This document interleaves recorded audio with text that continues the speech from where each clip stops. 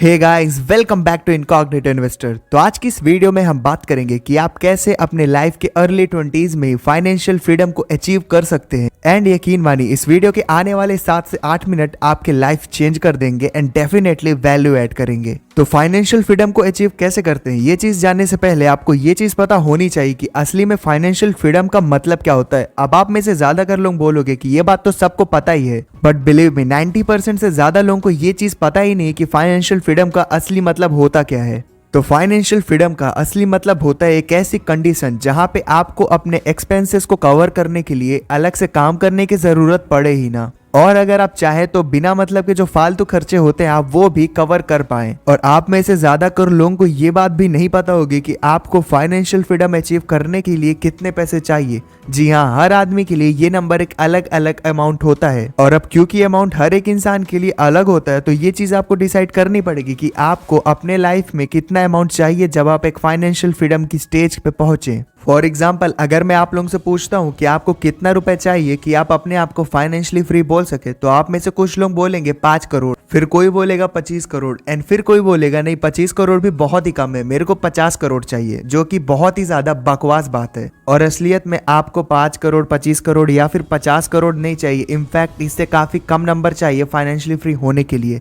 तो अब क्वेश्चन ये उठता है कि आखिर आपको कितना अमाउंट चाहिए, और इस चीज को जानने के लिए एक एग्जाम्पल देखते हैं। तो इमेजिन करो, एक बंदा है रमेश नाम का, और उसे अपने महीने के एक्सपेंसेस को कवर करने के लिए 30,000 रुपए चाहिए। मतलब कि अगर रमेश को हर महीने 30,000 रुपए मिले बिना किसी काम किए तो वो फाइनेंशियली फ्री होगा अपने आने वाले 1 महीने के लिए। So according to the definition, आप फाइनेंशियल फ्रीडम तब अचीव करते हो जब आपके पास आपके आने वाले 3 साल का एक्सपेंस कवर करने जितना अमाउंट पहले से ही हो। और अगर हम रमेश की बात करें तो जैसा कि अभी हमने देखा, रमेश को 1 मंथ का एक्सपेंस कवर करने के लिए 30,000 रुपए चाहिए। मतलब उसे 10,80,000 रुपए चाहिए अगर वो फाइनेंशियल फ्रीडम को अचीव करना चाहता है। अब आप में से काफी लोग बोलोगे कि ये तो काफी छोटा नंबर है, फिर भी रमेश इसे कवर क्यों नहीं कर पाया, या फिर काफी ज्यादा लोग इसे कवर क्यों नहीं कर पाते। तो इस चीज को जानने के लिए आपको ESBI फॉर्मूला को समझना होगा, जो कि रॉबर्ट कियोसाकी ने दिया था अपनी world selling book the rich dad and poor dad से। ESBI फॉर्मूला को रॉबर्ट कियोसाकी ने दिया था, और उनके हिसाब से इस दुनिया में 4 तरह के लोग होते हैं, E, S, B and I। E का मतलब होता है एम्प्लॉयड, S का मतलब सेल्फ एम्प्लॉयड, B का मतलब बिजनेस ओनर, और I का मतलब होता है इन्वेस्टर। और हर कैटेगरी के लोग इस दुनिया को एक अलग अलग नजरिए से देखते हैं। रॉबर्ट कहते हैं कि इस दुनिया में 90 to 95% लोग E कैटेगरी में आते हैं, यानी कि एम्प्लॉयड, और ये 90% लोग उन बचे हुए 10% लोगों के लिए काम करते हैं जो कि 2 कैटेगरी में आते हैं, या फिर बिजनेस ओनर या फिर इन्वेस्टर। तो अभी इस एग्जाम्पल से ये चीज तो क्लियर हो जाती है कि अगर आपको रियल में फाइनेंशियली फ्री होना है तो आपको ग्राफ के लेफ्ट साइड से हट करके राइट साइड में आना होगा। तो अब आपका क्वेश्चन होगा कि आखिर ये चीज की कैसे जाए। तो इस चीज को करने के लिए सबसे पहले आपको आपकी पर आवर कॉस्ट पता होनी चाहिए। तो अगर आपको फाइनेंशियली फ्री होना है तो सबसे पहले आपको ये पता करना होगा कि आपकी पर आवर कॉस्ट कितनी है। एंड पर आवर कॉस्ट का मतलब होता है कि आप 1 घंटे में काम करके कितने रुपए कमाते हो, या फिर आपके 1 घंटे की कितनी कीमत है। तो अगर आप एक एवरेज इंडियन की बात करें तो वो एक दिन में 10 घंटे काम करके 1,000 रुपए कमाता है। मतलब कि वो 1 घंटे पे 100 रुपए कमा रहा है, जो कि वो उसकी पर आवर कॉस्ट हुई। पर आवर कॉस्ट को पता करने का मतलब आपको ये बताना था कि आप बिना मतलब की चीजों पे खर्च करने से पहले जरूर सोचे कि वो चीज वर्थ इट है भी या नहीं। फॉर एग्जाम्पल, अगर आप स्टारबक्स जाते हैं और वहां जाकर के आप 500 रुपए की कॉफी पीते हैं तो आप ये बात भूल जाते हैं कि इस 500 रुपए को कमाने के लिए आपने 5 घंटे की मेहनत की थी। तो अब ये चीज आपको सोचनी है कि क्या वो 500 रुपए की 1 कप कॉफी आपके 5 घंटे की मेहनत के बराबर आती है या फिर नहीं। इसी तरह मान लो आपको घड़ियों का शौक है, तो अगर आप एक ब्रांडेड वॉच खरीदते हैं 10,000 रुपए तक, तो आप यहाँ पे इस चीज को नेग्लेक्ट कर रहे हैं कि इस 10,000 रुपए को कमाने के लिए आपने 100 घंटे काम किए हैं। तो अगर वो वॉच इस वर्थ की है कि आपके 100 घंटे उसके पीछे बर्बाद जाए तो फिर आपको वॉच खरीदनी चाहिए। और अगर आपको ये लगता है कि ये घड़ी मेरे 100 घंटों के बराबर नहीं है तो फिर उस वॉच को आपको बिल्कुल नहीं खरीदना है। तो अब आपने अपनी पर आवर कॉस्ट भी पता कर ली है, और आप ये भी सीख गए हो कि इसको रिस्पेक्ट किस तरह से करनी है। तो अब ये देखते हैं कि आखिर इंडियन मिडिल क्लास के साथ प्रॉब्लम क्या है। तो इंडियन मिडिल क्लास की सबसे बड़ी प्रॉब्लम ये है कि उन्हें बचपन से ही ये चीज सिखाया जाता है और ट्रेन किया जाता है कि उन्हें रिस्क नहीं लेना है, और अगर कोई हिम्मत करके ये ट्राई करता भी है रिस्क लेके कुछ बड़ा करने का, तो उसके आसपास के सोसाइटी के लोग उसे इतना ज्यादा डिमोटिवेट कर देते हैं कि वो अपने डिसीजन से पीछे हट जाता है। इंडियन मिडिल क्लास सिस्टम में लोग अपने बच्चों को नौकरी लेने के लिए तो मोटिवेट करेंगे, पर कभी भी ये मोटिवेट नहीं करेंगे कि वो दूसरों को नौकरी दें।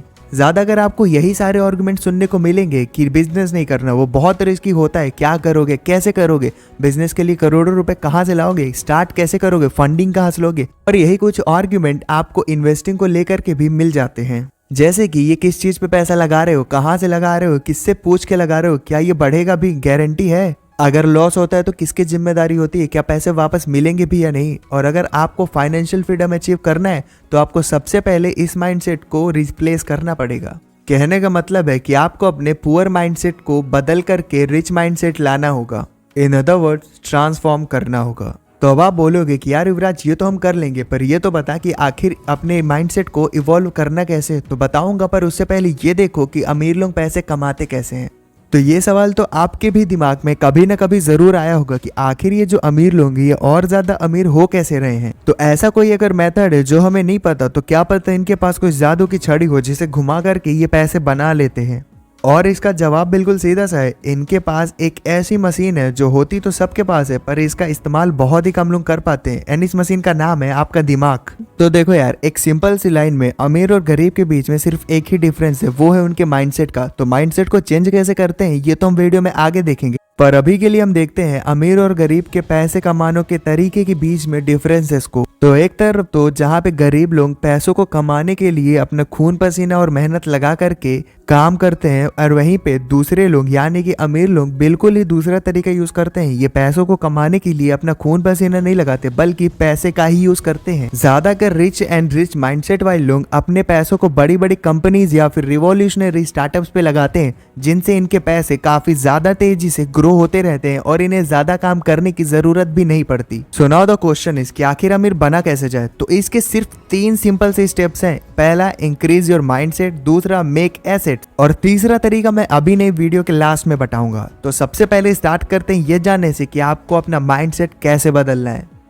तो यार देखो, माइंडसेट बढ़ाने का सीधा सा मतलब है कि आप इस दुनिया को और इस दुनिया में एग्जिस्ट कर रही चीजों को अब एक पॉइंट ऑफ व्यू से हट करके दूसरे पॉइंट ऑफ व्यू से देखना चाहते हो। और इस चीज का एक रीसेंट एग्जांपल है ये कोरोना लॉकडाउन। इस लॉकडाउन में काफी सारे लोगों की जॉब गई, पर एक तरफ जहां कई लोग उदास होकर के बैठ गए कि उनकी जॉब चली गई है, तो दूसरी ओर वो लोग जिन्होंने ये सोचा कि अब जॉब तो चली ही गई है, पर इस आपदा को अवसर कैसे बनाया जाए। इस लॉकडाउन में उनके पास खाली टाइम तो था ही, तो उन्होंने ऑनलाइन बिजनेसेस करना स्टार्ट किया। कईयों ने यूट्यूब चैनल क्रिएट किया, कईयों ने अपने अपने ब्लॉग बनाए, और आप विश्वास नहीं मानोगे, पर इस कोरोना लॉकडाउन में कई लोग ऑनलाइन एंटरप्रेन्योर एंड ऑनलाइन करोड़पति तक बने हैं। एंड इस माइंडसेट का एक सीधा सा एग्जांपल है कि अगर आपको मैं बोलूं कि आप 1 लाख रुपए इमेजिन करो, तो आप तो यही बोलोगे कि बहुत बड़ा नंबर है, जो कि एक्चुअल में है।